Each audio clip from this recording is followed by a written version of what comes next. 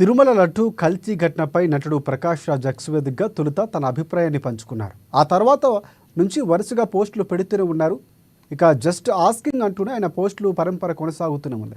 ఈ నేపథ్యంలోనే తాజాగా మరొక పోస్ట్ పెట్టారు ప్రకాష్ రాజ్.